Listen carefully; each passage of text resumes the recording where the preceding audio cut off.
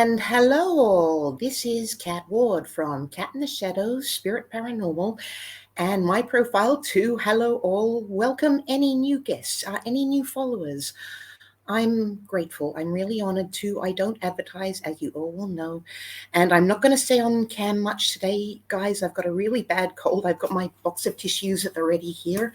I couldn't wait to chat to Loyd. I've just sent him an invite, and I'm just gonna see if he's come on yet. Yes, now anyone has any questions, you can put them up on screen right now. And I will get to those when Loyd comes on live. I'll just send him another invite. I think he should be live shortly, folks.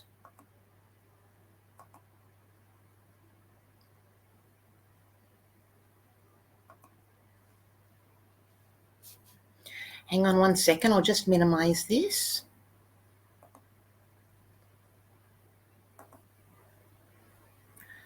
No, he's not there yet. I'll just give me 1 second. I'll just send him another invite.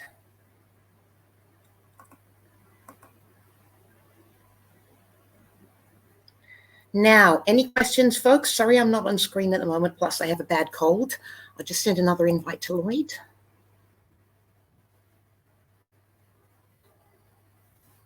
Hang on 1 second. Okay.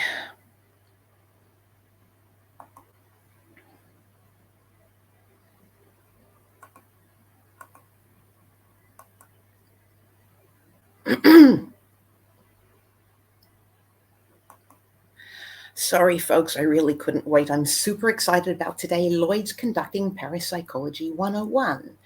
And I have a list of questions set out. We have 2 hours, folks. And by the way, it's 10 p.m. where Loyd is in California. And he's chatting until midnight, and he's a really busy man. He's one of the most prominent in his field, and I'm really, really grateful to him, as I am to all of my guests, because they're all really busy guys. They're all educators, public speakers. They're all the academic side of the field.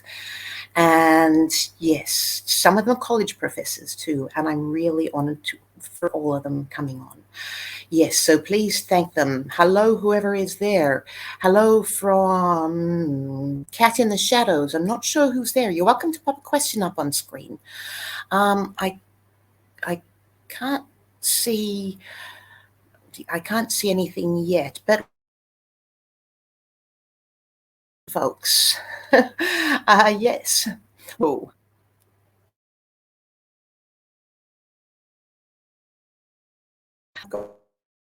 Gotta get my box of tissues. And yes, sorry folks, Loyd will be on soon. We've got bad reception here. I think there might be a little bit of a storm coming in somewhere. I'm trying to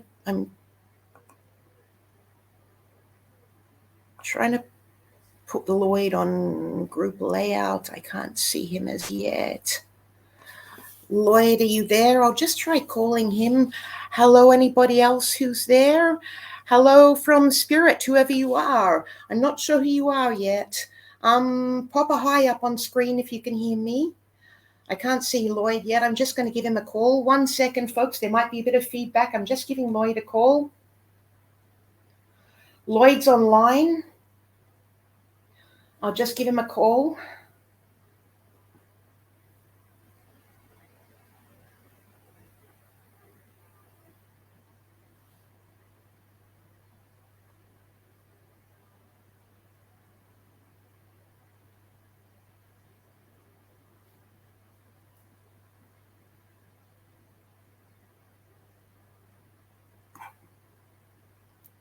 Loyd, hello. Yeah, hi, Kat. Hi. Didn't realize you're... Yeah, sorry about the 2 links, dear. I was just overexcited. I couldn't wait to get started. I'll hang up my phone now in case there's feedback issues. I'll hang up my phone and we'll go live. If I add you to the guest stream, I've sent you a link via your Speakers Yourself page. I couldn't seem to find your profile for some reason. All right. Did you send it on Messenger? Yes, on Messenger as your Speakers Yourself page. Yeah, I couldn't seem to find your profile for some reason, or your author That's page. weird. Yeah, it hasn't Okay, popped. all It right. hasn't popped up. Yeah, I've got it. I've got it on my messenger. Okay, great, fantastic. I'll see you on screen in a minute. Okay, I'll hang up now. See you in a sec.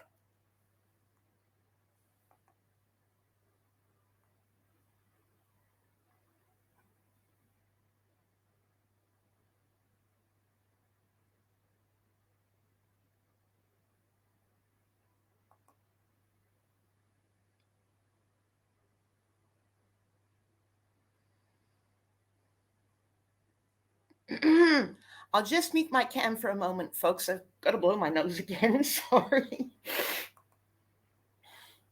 And my audio, actually, for a moment. Sorry, folks. Sorry, anybody who's out there. Loyd, are you there? Can you see me yet? Can you hear me?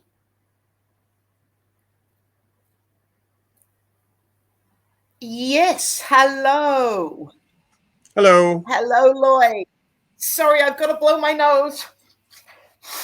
That's all right. My Mr. Alex is the gift that never stops giving.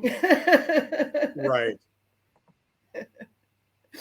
Yes. Now, how are you? Thank you for being on so late, by the way. I know you're a super busy man. Sure. Yeah. This is not a bad time for me, typically. I didn't expect this to be 2 hours. I thought it was only going to be 1 hour, but I can do the 2 hours. Oh, that's okay. That's fine. That's fine. If you're welcome, if you're fine to go live for 1 hour, that's fine. I mean, we've got 14 questions basically, so we've Okay. got enough time. Well, Yeah, and I know you know what you're doing, so I can mute my cam and my mic if I need to blow my nose as well. So yes, go ahead. Okay. All right. Well, I mean, we Now, can do. first I mean, question. let's make it split the difference, make it an hour and a half. How's that? Okay, thumbs up from here. Thumbs up from here. Okay. Now, first question: family background. Where have you lived? Is your surname German, Swiss? Well, I mean, I'm from the New York area. I grew up in Westchester County, and I moved out to California permanently in 1983, but I was out here a few years before going to graduate school. My last name, I mean, Auerbach is German, Romanian. My great grandparents came from Romania. In fact, my grandfather was a kid when they came to the States. The Auerbach grandfather. On my mother's side, they had been here for quite a while. So. Wow. Now, where have your family lived? And the reason I wanted to raise this is the possibility of genetic or familial ESP, as in, has anything happened in anywhere you or your family have lived? No. I mean, my family's not particularly. I didn't get into this because of having a psychic experience. I don't think most parapsychologists actually have gotten into the field because of personal experiences initially. There's a few who did, but in general, it was because of a curiosity. So I'm a product of the TV generation. My dad worked for NBC. I had a TV set in my room when I was a little kid, and watched shows like The Twilight Zone and One Step Beyond. These are shows, I mean, especially One Step Beyond, which dramatize actual experiences that have been reported to various organizations. And I was also a comic book geek, a science fiction fan. So it all kind of coalesced, especially thanks to a TV show called Dark Shadows that was here in the States Yes, I remember that one. The one with Ben Collins, was it? The English guy? Barnabas Ben Collins. Collins? Barnabas. Yeah. That's right. The actor's name. I'm sorry, I can't remember. I loved that show. Yeah. I mean, I probably heard the word parapsychology or parapsychologist first on that show, although I'd read it in science fiction books and comic books as well. And it just spurred me on to go to the library, and I found books on parapsychology that were science books, which was great for me because I was very interested in astronomy and geology and science, physics and things like that in general. So it was a perfect thing for me to find. And that got me really interested. I ended up with thanks to a couple of teachers in my high school, I started a parapsychology club at my high school. Gosh, now that's the first time I heard the word parapsychology ever was in a documentary, an Aussie one called Haunted, and I didn't know what it was back then. I was only like 7 or 8, but I was fascinated by ghosts and hauntings from the start, and I really heard the word first through one of my other guests, Ashley. And yes, I became a SPR member and a member of ASAP too, and I've been fascinated all along, and you've been one of the people that has spurred me on my journey. And yesterday was my late mum's birthday, so this in a way is a tribute to her, because she's the first one that got me started, because she was a VSU medium. Oh, interesting. So Okay. yes, happy birthday, Ma. Yes. Now, parapsychology, is it a science? So parapsychology is a science. Now, first thing I have to say is that parapsychology is a social science. I mean, there are physical sciences and there are social sciences. So psychology, sociology, Yes. anthropology, parapsychology, those are all social sciences because we deal with human beings and with the mind and all of that. While our research in the laboratory does pull from psychology experimentation and methods, as well as from physics and other areas, we're still dealing with human subjects who are not subject to regular, I guess you could say, repeatable events over and over and over again, like in physics and chemistry. Yes. Now, would you really call that sort of thing a job? My gosh, is it? Is it? Is it what's kept you going? The fascination, the curiosity, because it's what spurred me on. You guys Yeah, and others. I mean, because I read comic books and science fiction, especially, it just never seemed like it was so outlandish. I mean, I read a lot of science books, but it didn't seem outlandish that people could be psychic at all. I mean, to me, uh, it it was definitely not impossible. And then I started reading about. I read a lot of ghost books before I even delved deeply into the research of parapsychology. So, but it was really clear that there was real evidence here for people to have ESP and other abilities, as well as evidence potentially supporting the idea of life after death. So I really didn't quite figure that one out until I was after grad school. I mean, that was when my belief changed a bit from not sure to really being sure. Yes, that it started to shift for me really when I read Brandon Masulo's book, The Ghost Studies. That was what really got me started. That I read the whole thing in one night with a slack jaw and just the occasional, oh my God, yes. It was fascinating. It was fascinating to me. And yes, I've read a few of your books and your papers too, I think. And thank you so much for being on again. I'm really grateful. And yes, now differences between apparitions, hauntings, and poltergeists, and explain ESP and PK and what you guys, parapsychologists, include under the idea of survival of bodily death. Sorry. Sure. So parapsychologists, we look at what's called psi. That's the 23rd letter of the Greek alphabet, which represents the mind. So we look at functions or phenomena of the mind that is not considered part of what the normal senses are, normal perceptions, and so on. So extrasensory perception, Sorry. which can pretty much be called non-sensory perception, it's not a sixth sense. I mean, there's this idea which comes from pop culture that ESP is the sixth sense. It's not a sense at all. It's perception by the mind or consciousness directly without the use of the physical body, more or less. So picking up information from other people's mind, that's telepathy.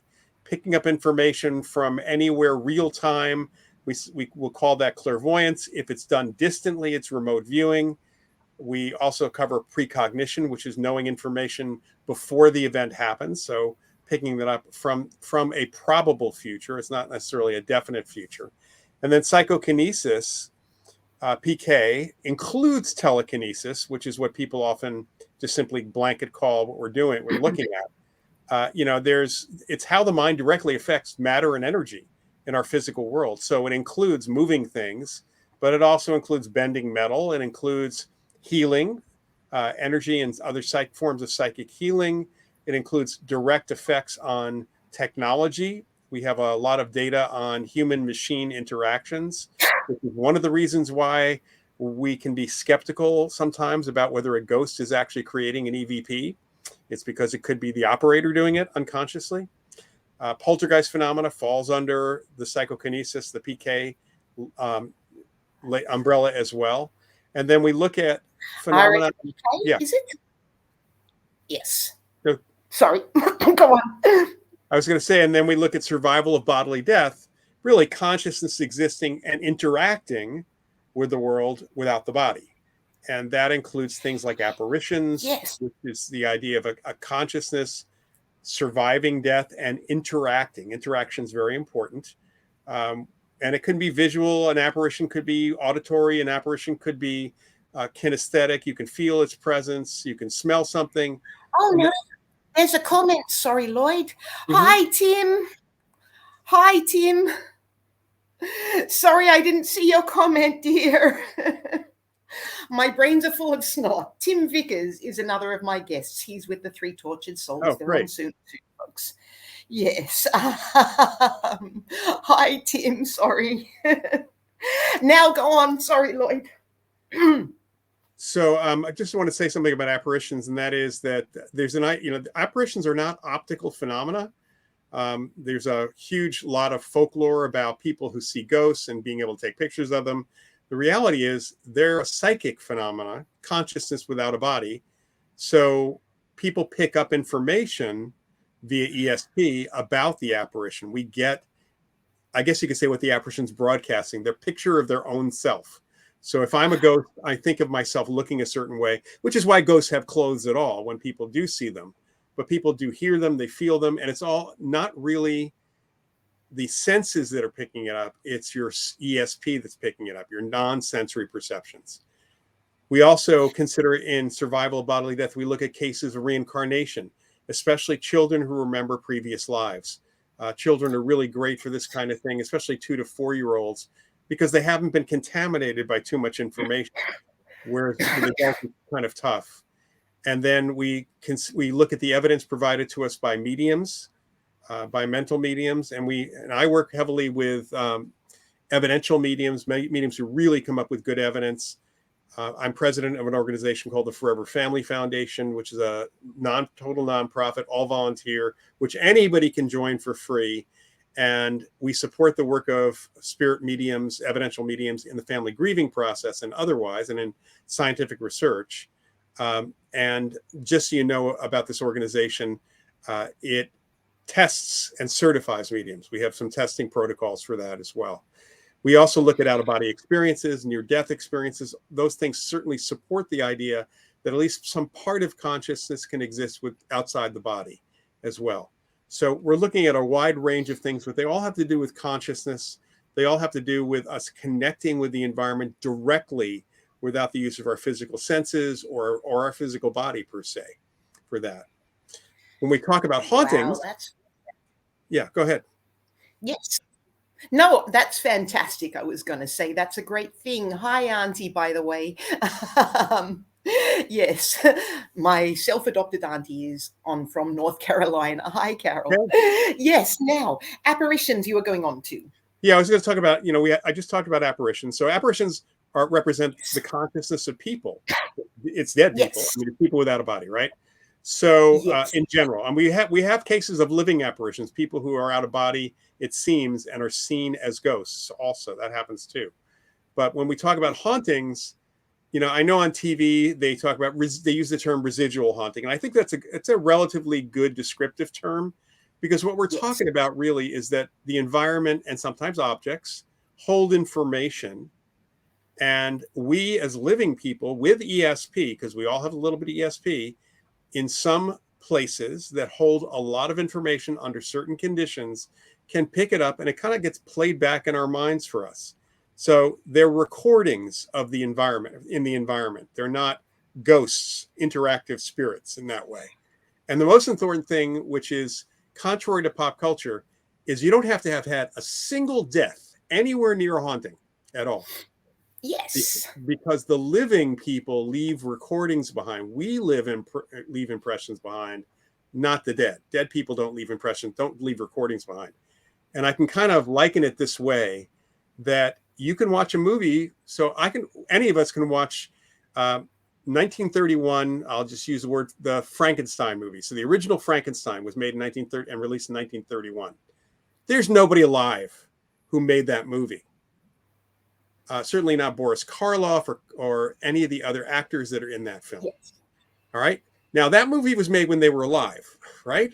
But we can still watch it decades later as a recording of that original thing. In fact, when it was released, it was still a recording.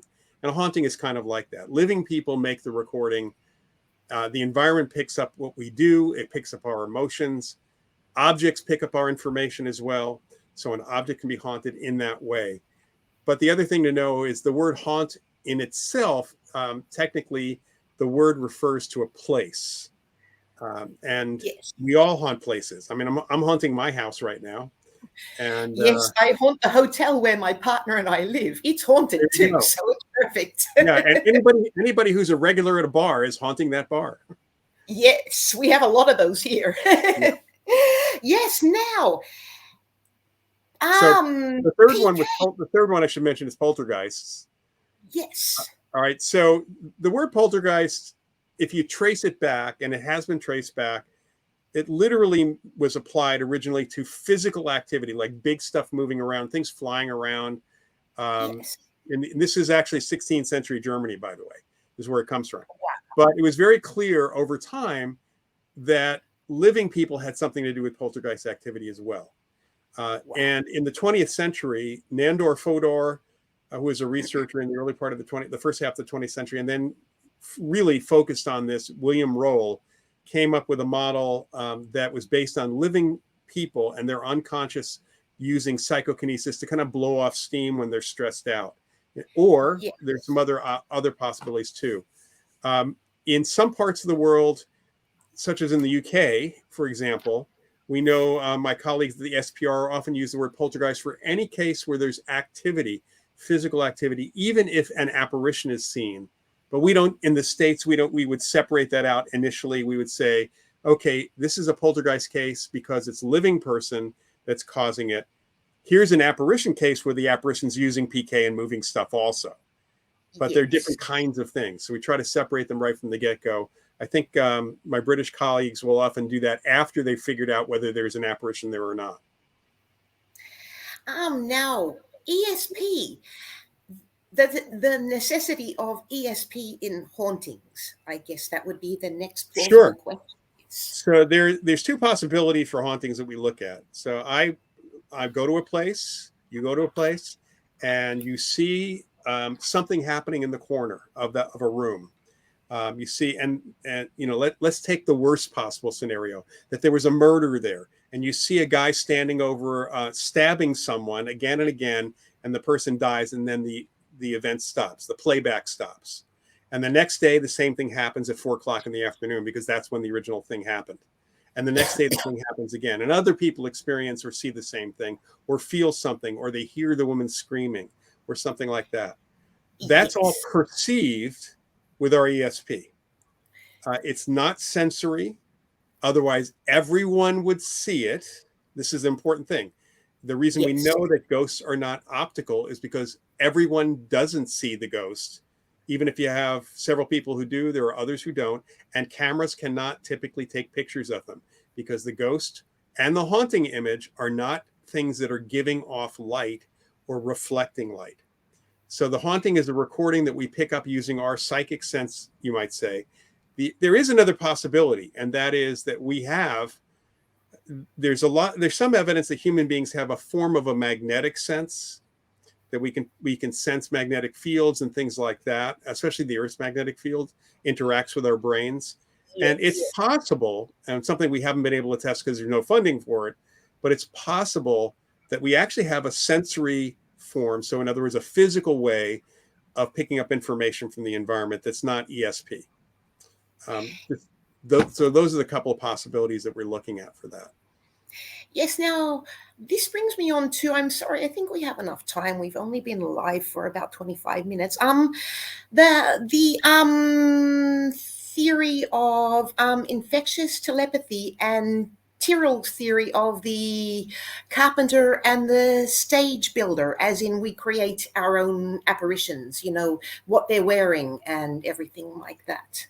So there are instances where people, where it may be, especially in poltergeist cases, there are rare poltergeist cases where there's a figure seen. In fact, my very first case involved a family who had reported that physical activity in the house, but they also reported seeing, this is what the woman was telling me, a man in black armor, like a Black Knight, like a classic Black Knight. And in fact, when I was first talking to her, she said that it almost looked like Darth Vader, although she'd been seeing this figure before Star Wars came out. And the thing is that one of her daughters who was there did see the Black Knight one time, other times did not.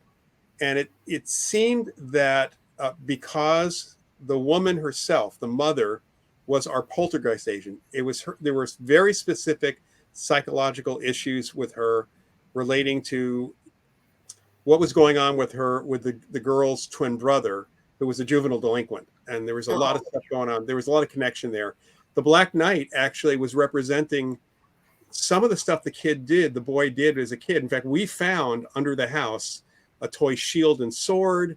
We found some, like a helmet. It was very clear that this Black Knight was connected to things the kid was interested in as like a child. And stuff. Yeah. So it was representative of that.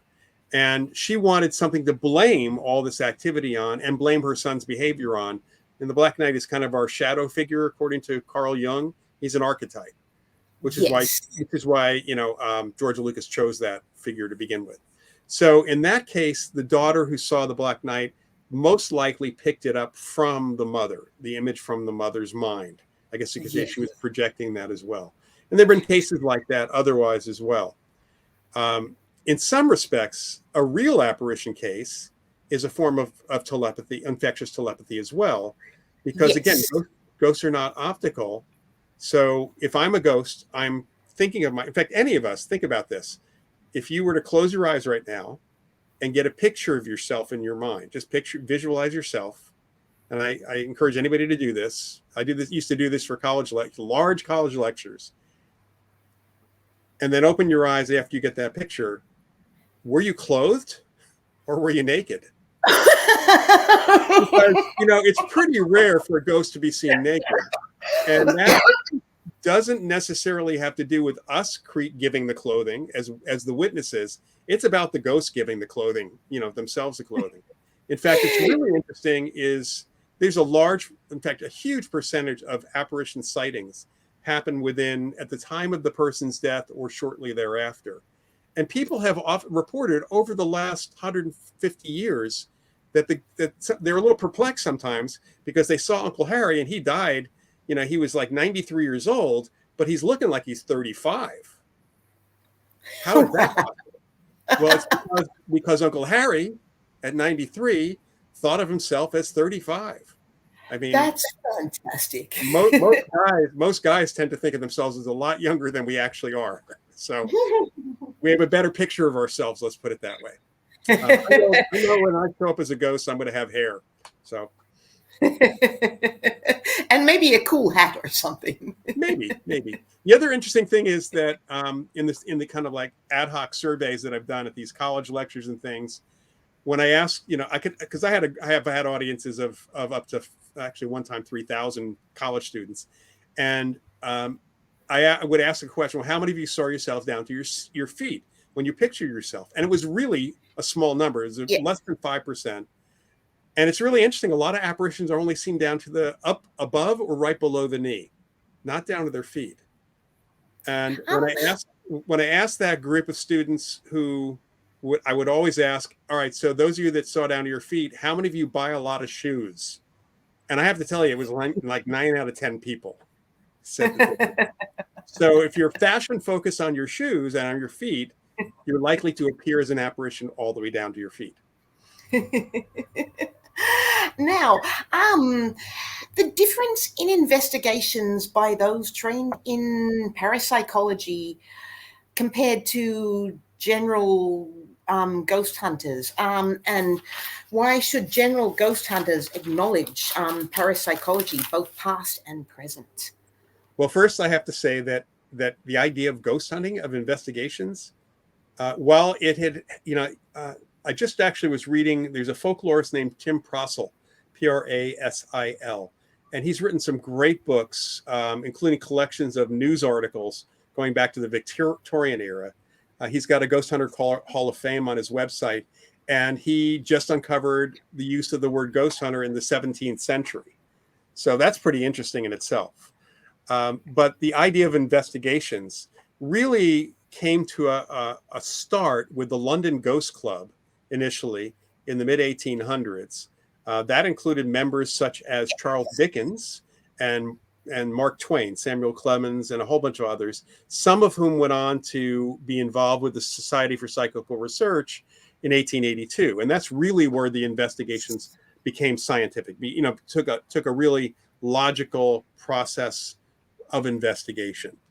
So the SPR is the Society for Psychical Research. Psychical research became parapsychology.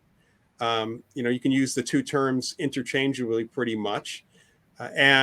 While most of my colleagues typically end up in the laboratory work was really started in a real concerted effort by J.B. Rhine and others at Duke University, but there are a lot of people all over the world doing that. The idea of field investigations, which is what we do, not ghost hunting. We do field investigation. We investigate things outside the laboratory. And yes, I call those stakeouts, that sort of thing, the overnighters. There are often stakeouts, but the most important factor for us is the experience. So one major difference between what you see on TV and what people have been following and what we do is the human experience. I mean, kicking the family out of their house so you could stay overnight with your equipment is not any sort of reasonable investigation, especially considering the fact that those people may be necessary for the appearance of the phenomena. The ghost may want to be there when the people are there. The family is there. So that's really important right off the bat. We focus on interviewing, looking for normal explanations. We do not debunk. Debunking implies fraud and falsehood. So if you say you're a team debunker to the wrong person, you may. And yes, that's a thumbs up from here. Sorry, Loyd, that's a thumbs up. Loyd will take questions. Absolutely. Yes, I will. Anyway, there are several things that we do. We do try to follow a scientific method. I will say that a lot of our investigations, because of ethical considerations, when people ask for help, we try to provide help, and that's above and beyond even us trying to get evidence. If folks are willing to let us stay longer to really do an in-depth, we might do a lot more.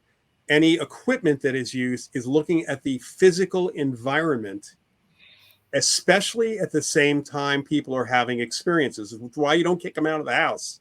You need to know what's going on when they're not having experiences of a ghost and when they are having those experiences, and see what the difference is. There is no technology that can detect spirits. Yes. You can't build something to detect spirits right now because we don't know what they're made out of. So the idea that people have these devices that can detect spirits is frankly either fraud or completely speculative. There's no real good way, because you'd need to know there was a spirit there in order to know that you're detecting a spirit to begin with. And the only way you know the spirits are there is if people are detecting the spirits. So we are the best detectors ourselves. But we do want to use environmental stuff because we want to know what the conditions are when does a ghost affect the environment? Is a haunting, is there a pattern of the environment connected to hauntings, especially since they seem to be environmental? All that's important to us as well. But the last thing I just want to say is we do not investigate in the dark. Yes. That is completely a fabrication of television. That if there had not been night shot cameras, you would never have seen ghost hunting shows doing in the dark. You would not, because TV is a visual medium. Yeah. It wasn't interesting enough. Now the reality is it's sometimes really boring because Well, you wanted, they wanted spooky for one thing. The idea that, okay, so Hollywood enough.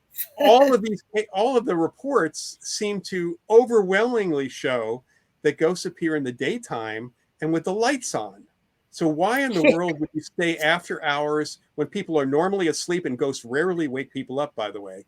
Why would you stay after hours in the dark to detect ghosts? That makes no sense whatsoever. Plus, we know from studies in psychology, the psychology of perception, and I'm also a former magician and mentalist. That's kind of a parallel career for me, and it's really easy to fool the senses in the dark. I mean, so easy.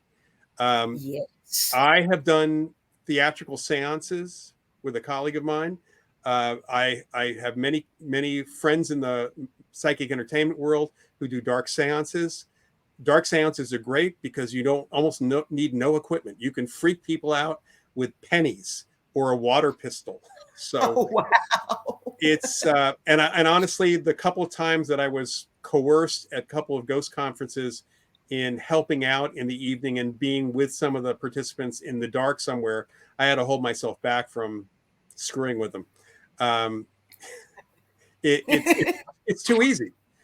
We can't really perceive where the sounds are coming from. We can't perceive what's actually going on unless the lights are on. That's an important thing. I mean, if you want to bring someone along who is this, I have someone who's taken my classes, who's deaf, and she brings a whole different kind of sensory perception to the investigations in those instances, because she's not hearing the weird things that people are hearing.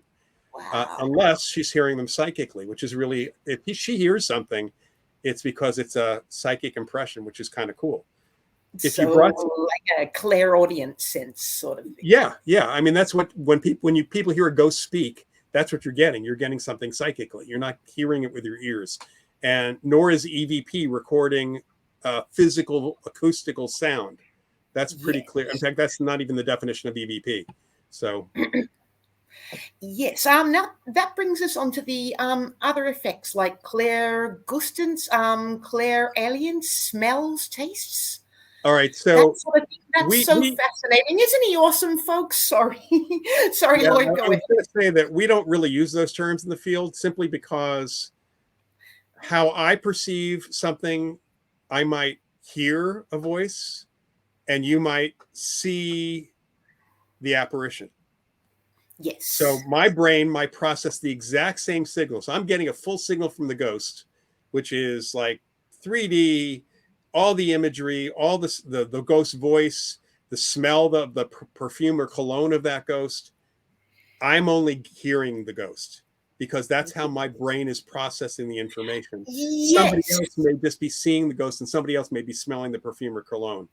And it's not that we have abilities like that. That's how we process the psychic information. Yes. Now, researchers, past and present, what has fascinated you? Favorites sort of things. I really, I mean, I certainly delved into a few years ago. I was in contact with with someone who was a representative of Nandor Fodor's family, and was involved in a couple of projects to try to bring some of his stuff back into print. The family lost interest for a little bit, partly because the publisher they were talking to was kind of jerking them around a little bit. But Nandor Fodor, who is, there's a movie coming out with Simon Pegg called Nandor Fodor and the Talking Mongoose. Oh, Jeff. Yeah, it's about Jeff, yeah. And Fodor was only one of many people who checked out Jeff, of course. But it's going to be a comedy, and I'm looking forward to it because it brings Fodor's name to the forefront again. He is, in many respects, if William Roll is kind of the father of our modern idea of poltergeist activity, Nandor Fodor is the grandfather. He was a psychoanalyst. He was a lawyer first, then a psychoanalyst. He was a psychical researcher. He was actually everything I learned from the family representative was that how amazing this guy was. And if you can find any of his books, which are not hard to find used, I highly recommend them. he was a really incredible thinker. He wrote for the general public. He really had a grasp of the psychology behind apparitions and hauntings and poltergeists and all of that. There are even still used copies of his Encyclopedia of Psychic Science floating around, which is an incredibly huge book. And I think it's 500,000 words, written in 1933, 34. But if you want to know the history, it's all there. Everything's there. Fantastic. I love that stuff. I've read apparitions and phantoms and human personality, blah, blah, blah. Yes, I love that. Now, past favorites, others as well. So Scott Rogo, who I knew a bit before he died. His book, Scott, was a great, really, really great investigator and really amazing historian of the field. And he knew, I mean, you could ask Scott what journal article, where something appeared in what journal, and he could tell you practically the page number that something appeared, going all the way back to the history. I'm very appreciative of Tony Cornell from the SPR. I finally got to meet him in the early 2000s, and he did amazing work over in the UK, and was a fun guy, actually a really fun guy. So really appreciative of his work. J.B. Ryan, of course, who did the laboratory work quite a bit. And then, I'm fascinated somewhat by Harry Price, as controversial as he was. Very, very fascinated by his work. Have read quite a bit of stuff, but I've also read things from people who are not necessarily considered parapsychologists, like Elliot O'Donnell and his books of ghost investigations. And then, of course, some of the earlier folks like Gurney and Myers, and Terrell, who was not so early, his book on apparitions as well. Yes. Good Lord. Oh God, I can't remember all their names right now. All the SPR founders as well. Gurney, Podmore. Yes, they're fascinating. Yeah, Frank Podmore is pretty. I've read his Apparitions and Thought Transference, and he was a pretty interesting guy as well. I usually refer people to the book The Ghost Hunters, which is by Deborah Blum. It's kind of a novel, but it's a history of the SPR and the ASPR, the original ghost hunters, in many respects. Oh, God, that's two on my list now. And Hans Holzer, that's another of my favorites. I spotted the Stay Puffed Man on your shelf back there. Yeah. I gather you're a Ghostbusters fan too. Yeah, I am a Ghostbusters fan. I read all of Holzer's books, everything I get my hands on in the 60s when I was a kid. And yes.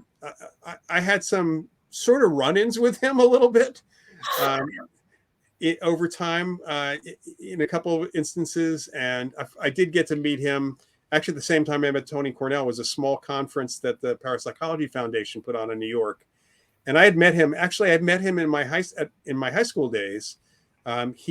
Where he taught in the New York Institute of Technology was in the same building as the radio station that my uncle was a newscaster for. And so my uncle arranged for me to meet. I actually got to go to his home in New York City, and he had an amazing library, which made me wonder just why some of his books were so outlandish. He had all the journals in parapsychology, and I know he was a writer on the occult for the public as well. But I think in his later years there were some factual issues that kind of confused a lot of us about what he was talking about. I still recommend his books, his collections of articles and such. Yes, the intro to Ghosts made me cry tears of joy, really. It made so much sense. Yeah, the one thing that he stated at the conference, which actually had me and Tony Cornell just like really puzzled by, was statements about, he made a blank. Again, I think this might have been an age thing, and he was ill as well. But he made the statement that all ghosts are unaware that they're dead, which is clear. He said this in his presentation right before mine, and my presentation was starting out with a case where it was very clear the ghost knew she was dead. Yes. So yes. The thing is, and I talked to Tony Cornell about that. He said that Holzer may actually have only had cases involving apparitions who didn't know they were dead. So his experience might have been limited by that. And Tony even said he had very few actual apparition cases, almost all of his cases were poltergeist or haunting cases. So the question then becomes, do you form your belief based on just what you've investigated, or do you look across the literature? I've been fortunate to have cases of all types. So I've had ghost cases where the ghost told the psychic or witness that they I'm were afraid of what was next. They didn't want to die. They didn't want to go anywhere. They didn't go.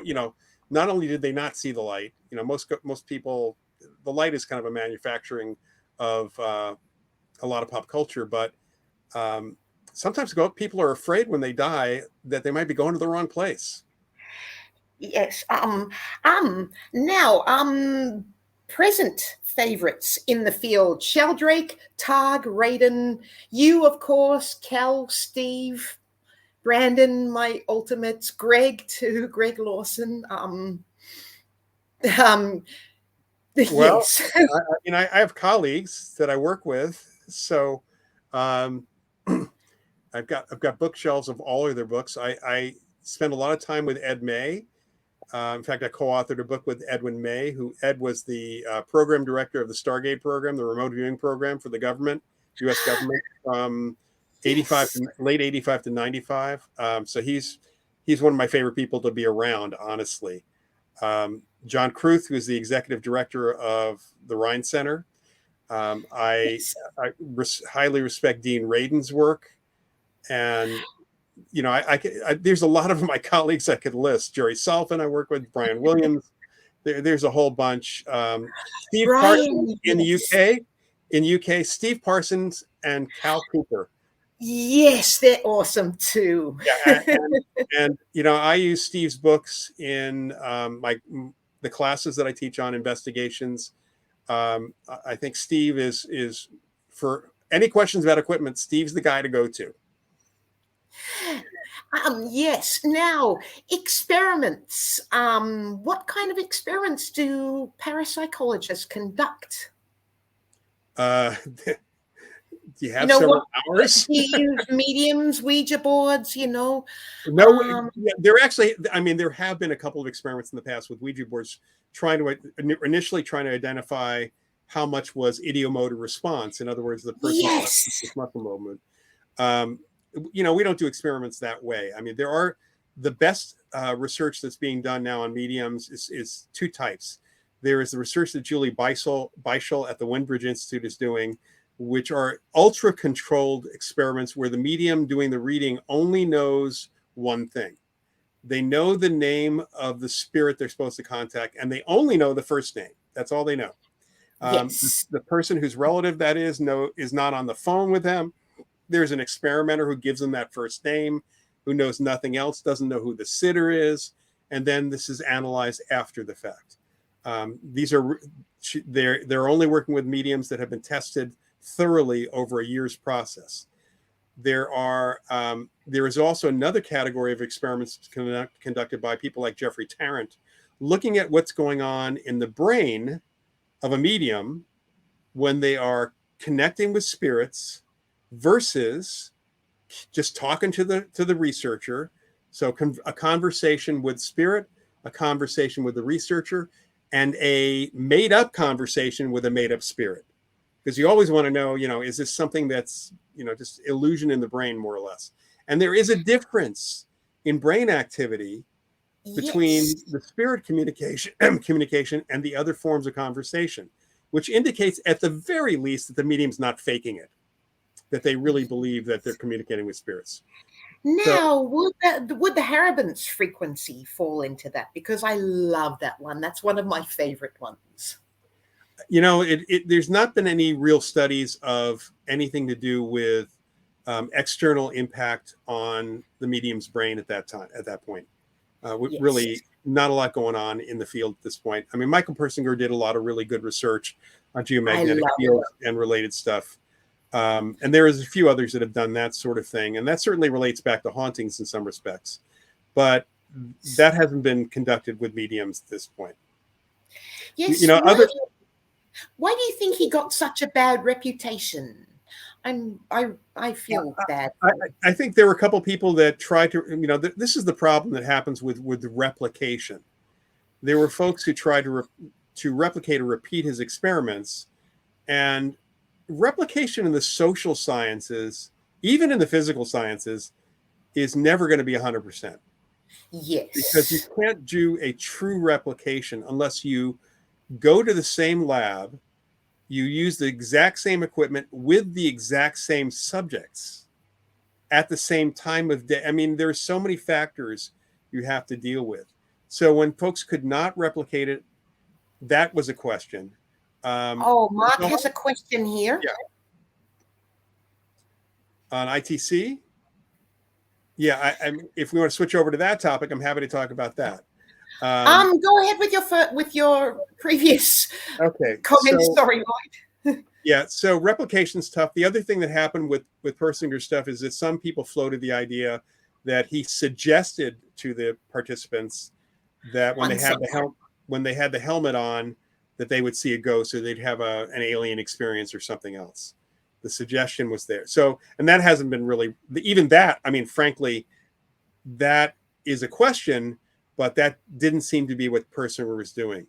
The research that Persinger did, working with people like Charlie Tart and Stan Krippner, looking at geomagnetic fields outside the laboratory and how there are patterns that's emerged in terms of connection to people's reported experiences and what was going on in laboratories, is an interesting thing. And we talk about that. And there have been some really interesting cases that Bill Roll had, and I've actually seen this in a couple of instances where geomagnetic fields there was something going on in the geomagnetic field when somebody had these specific types of experiences as well.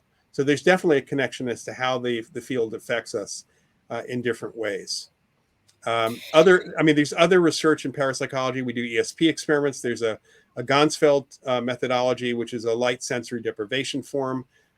Remote viewing research is still going on, and some really very, very good quality remote viewing experiments are conducted, some of which are still being conducted with some of the folks from the Stargate program, like Joe McMoneagle and Angela Ford and some other folks. So there's a wide range, and I can recommend that folks go to the Parapsychological Association's website, which is parapsych.org. And if you look at the conference, there's a tab or a link for conferences. So you can find out about the last parapsychology conference and the ones before that. There are some old proceedings that are available for free. There are abstracts you can download for free. And that'll give you an idea of the range of experiments that parapsychologists do in the lab. Wow, fantastic. Now are you a member of the board in other research associations too, Loyd? I know I had no room to list all of your achievements, I don't think. So currently I've been on the board of directors of the Rhine Research Center, and I'm now the board president, which is really, just running the meetings more than anything else. Yes. So, and I've been involved as a consultant on occasion over the years, especially in the 80s. I was doing some consulting. And every once in a while, I'll have somebody talk to me about the controls in their experiment or how they're testing a psychic, because I have such a wide range of experience in magic and mentalism, and I'm willing to share. So that's kind of part of what I've been involved in for that. And now, shall we get to Mark's question? Yeah, sure. So ITC, instrumental transcommunication, of which electronic voice phenomena is one piece, one form of that. There's other forms of ITC. He's asking about audio pareidolia aside. So first of all, we have a lot of evidence that living humans can affect technology. This goes back even to the 1970s. Human-machine interactions, we call them. And plenty of evidence for that from laboratory studies. So considering that living humans are not just a consciousness, we have bodies and stuff like that. We know that most of those effects tend to be unconscious effects that are there. There's no reason why a spirit, an apparition, can't influence technology as well. So that's just to say that. So we have evidence that human beings can do it. Apparitions may be able to do it more consciously than human beings can do it because they don't have all the stuff that we have blocking us Yes. in many respects. The Yes. problem is human beings can do it.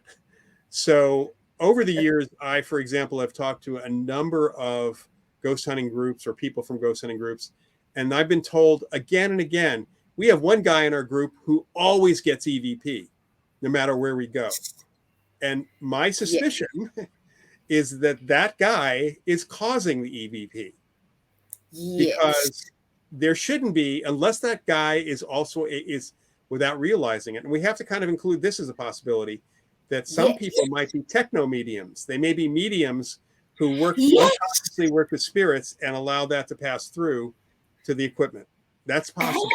Absolutely. That like Sirius with his thought forms. Yeah, I mean, we can't exclude that possibility, but like Sirius with his thought forms, that's what's going on with the EVP and other things. It may be the operator, the experimenter themselves, because they really want to get EVP that's doing that. There's another possibility, that is that guy who always gets EVP has a spirit hanging around them who loves to get EVP wherever the guy goes. So the ghost is following him around, and they might just like to chat. Yes. Good Lord. Now I'm trying to go on. Go on, Loyd. Yeah, sorry. I was just going to say. So any form of ITC requires that if we're talking about spirit communication, it requires psychokinesis, mind over matter, on the part of the spirit. That's required. Yes. It's not creating a sound that the device is picking up. It's not creating a visual that the sound is picking up. That apparition is directly impacting the device itself, which raises some really interesting questions about EMF meters, especially ones that have a needle. You know, I was just a kid that, because I have one of the older tri-field meters, and I always wonder, you know, we've done some things on the USS Hornet Aircraft Carrier Museum, which is very active with apparitions. And there was one in the medical bay that one of the mediums I work with, psychic mediums I work with for years until she passed away, she got friendly with the ghost, and we asked them to move to the, you know, affect the meter, moved away from the meter, move to the meter. And I always wonder, am I getting an electromagnetic field, or is the ghost walking over and flicking his finger, his spiritual finger, at the needle and just simply making the needle move back and forth? You know, so you have to wonder, when you get, if there really is an impact by an apparition on an EMF meter, are you really picking up a change in the EMF, or is the apparition doing a little ITC, a little PK on the device? And the only way you'd know is if you had a medium or psychic there to communicate with that spirit directly and say, okay, what are you doing? Yes, and experiments. One of my favorites is Jagadish C. Bose conducted an experiment on trees and got them drunk. That's one of my favorites. It made me laugh. The poor trees. I'm not even familiar with that. It was funny. I'm sorry, the poor trees, but yes. Now, God, I really have to go to the toilet, folks. I'll let Loyd chat on what other things you do in your spare time. Not that you have too much, by the way. You're a master chocolatier, I believe. Yeah. So I have some, you know, my basic hobby or activity when I'm not doing teaching. I do work for, also, you know, the fact is parapsychology doesn't support my work, unfortunately. So I actually work for a company called LexisNexis. So I work with information professionals, helping them learn how to do research with our actual online systems, a lot of legal stuff, a lot of news, especially our news products. So that takes up my day most of the time, but not always. I do a lot of podcasts like this. I teach classes for the Ryan Education Center, and occasionally lecture and do things. So for fun, well, first I watch a lot of TV. I grew up in, as I mentioned early on, I grew up in a TV family. So I watch a lot of TV. I go to movies, watch movies when I can. I still read comic books. a little bit of science fiction. I'm these days heavily into the old pulp magazines, especially The Shadow, a little bit of Doc Savage and such. And we get out. We're here in the San Francisco Bay Area, so we have a plethora of good food and drink opportunities. So wine Oh, country is good. I got into chocolate because I'm a wine guy, and I was introduced into really good chocolate in the late '90s from some couple of wineries, and I ended up one of my publishers actually suggested that I write a book on how much I learned about chocolate and got to a point. And I was interviewing chocolate makers, and one of them said, if I'm going to write this book, and I didn't finish the book because the publisher went out of it. She retired, and the new publisher didn't want the book. So at one point I will, but I've turned that into something else. One of the chocolate makers said, hey, if you're going to write this book or thinking about writing this book, you should learn how to make chocolate. So I took a course from a professional chocolatiering school, which is headquartered in British Columbia, and got a certificate as a professional chocolatier. And for a while, I was making and selling some chocolates with little ghosties on them. I still do guided chocolate tastings, so I still keep up on what's new in the chocolate world, and I will do lectures and lead people through tastings, like a wine tasting but with chocolate. And then also my mentalism, the magic and mentalism stuff. So really more mentalism these days. I haven't performed for a large group or even other than friends since the pandemic. I was performing professionally every so often. Hoping to get back into start doing that again. I've been revamping my act a little bit. That's actually where Professor Paranormal comes from my mentalism shows as well. that's awesome. Now, favorite chocolate flavor. I have to get to this. I know you're not currently making them. Bummer. Yes, favorite flavor. Do you have any? And we'll get to your question in a second, Auntie. Sorry, I will go use the toilet after that and let Loyd go. It's 11 o'clock at night over there. So, oh, it's nearly 12 o'clock. Flavor. Sorry. I mean, the chocolate I like best is just dark chocolate. So I have some favorite chocolate makers. Yes. I prefer chocolate that's like, I do eat some chocolate that's about 60% cacao, but I prefer chocolate that's 70 or 75 or even 80% cacao. And there's some really good chocolate makers around the world. Here in the States, we have companies like Amano Chocolate. One of my favorites is Manoa Chocolate, which is on the Isle of Oahu, Hawaii. Hawaii. Yeah, that's one of my favorite. And they grow cacao there on Hawaii as well. I really like some of the chocolate produced by D'Amore, which is an Italian company. There's a lot of chocolate companies, artisan chocolates that I do like that are out there. There's Marou, Marou, which is a company that is based in Vietnam, and they make chocolate bars, dark chocolate bars, from the different regions within Vietnam, which all taste slightly different, even though they're pretty close in the amount of cacao that's in them. So there's a lot of possibilities there. Wow. Now, Auntie, your question. Okay. And then I have to go to the toilet. Sorry, folks. All right. I'll talk for a couple minutes. All right. So, yeah. Okay, Loyd, go ahead. I'll just use the toilet now. I'll mute my cam. Okay. Mute my mic. Sorry. All right. So, everyone one of the things that I have to, let me back up. J.B. Ryan and the Duke Parapsychology Lab pretty much established that there is a distribution of ESP. Everybody has something. We are not even aware that we're using it. One of my colleagues, James Carpenter, has a theory called first sight and wrote a book about it, in fact. And the idea is that we use ESP unconsciously, and it's always scanning the environment. And very often, some of the things that come into our conscious perceptions that we might attribute to our sense of sight or sound, if we really look closely, we'd realize that there's nothing there. There's no physical thing there, that we're picking things up psychically sometimes. On the other hand, the basic problem for all of us with ESP is that our senses, our physical senses, are so good, they overwhelm, they're better than what you get normally with ESP as well, unless there's something hits you emotionally or that you really need to know, which is why people get flashes of things. So everyone has some degree. Now, it can be developed for some people. It continues from childhood. Children tend to exhibit more ESP ability than adults. And then in Western culture, we get educated and trained out of it.